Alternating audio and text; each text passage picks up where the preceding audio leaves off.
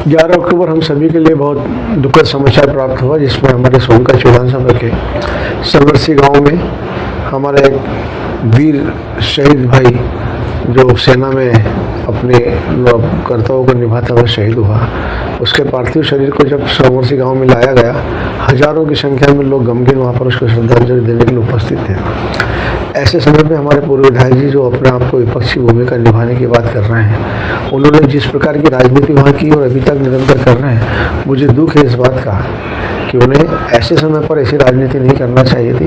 वो मेरे अल्पज्ञानी होने की बात कह रहे हैं, मैं उनको धन्यवाद देता हूँ, लेकिन मैं उनके भी थोड़े ज्ञान को दुरुस्त करने की बात करना चाहता हूँ। थोड़ा सा वो ध्यान रखें, क्योंकि जब उन्होंने जिस प्रकार से कहा है कि मुलायम सिंह जी के रक्षा मंत्री रहते हुए निर्णय हुआ, मैं उनको बताना चाहता हूँ मुलायम सिंह जी का निर्णय के रक्षा मंत्री रहते हुए कभी भी किसी भी वीर सपूत के पार्थिव शरीर को उसके घर पर पहुँचाने का काम नहीं किया गया।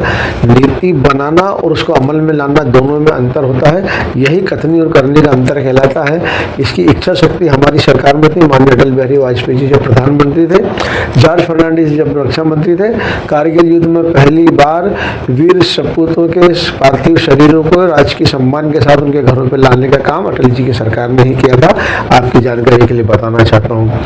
आप जो 1 करोड़ रुपए की राशि देने की बात कर रहे हैं कि संदीप यादव जी को आपने जो राशि वहाँ पर प्राप्त करवाई थी, सेना के अपने नियम होते हैं और सेना के नियम के अनुसार अगर कोई भाई वहाँ पर गोली लगने से इस प्रकार की अगर किसी प्रकार की घटना से अगर शहीद होता है तो उसको तुरंत 1 करोड़ रुपए की राशि दी जाती है। उसमें आपने कोई तीर मारने का काम नहीं किया था।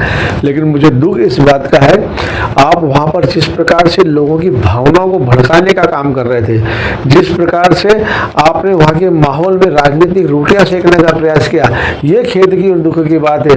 जब वहाँ हजारों संख्या में लोग गमगीन थे, सबके आंसू बह रहे थे, उस भाई संजय मीणा के वृद्ध पिता निरंतर उनके आंखों के आंसू की धारा नहीं रुक रही थी। उनका एक अबोध बच्चा जो वहाँ पर बिलख रहा था, वहाँ माताएं बहनें निरंतर बिलख रही थी। ऐसे समय पे आप वहाँ पर राजनीतिक रोटियां सेकने का जो प्रयास आपने किया है वो बहुत दुख की बात है।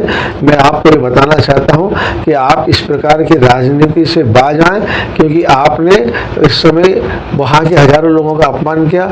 जिस परिवार से आप संबंध होने की बात कर रहे हैं कि जिस परिवार से वीरू जी से हमारा पुराना संबंध है, उसी परिवार का एक नौजवान साथी 32 वर्ष का जब शहीद होता है तो उसकी पार्थिव शरीर पर भी आप राजनीति सेक रहे हैं। एक तरफ परिवार संबंधों की बात कर रहे हैं, दूसरी तरफ आप अपनी राजनीति रोटी सेकने का प्रयास कर रहे हैं। ये बहुत दुख की बात है और इससे आपने पूरे सोनकच्छ विधानसभा को और हर व्यक्ति को शर्मसार करने का प्रयास किया है, जिन्होंने आपको कभी न कभी जनप्रतिनिधि के रूप में चुनने के लिए अपना मत दिया हो, या जो भले ही कांग्रेस का कार्यकर्ता हो लेकिन आपको अपना नेता मानता है, वो भी निश्चित रूप से आपकी इस कृत्य से शर्मसार हुआ है।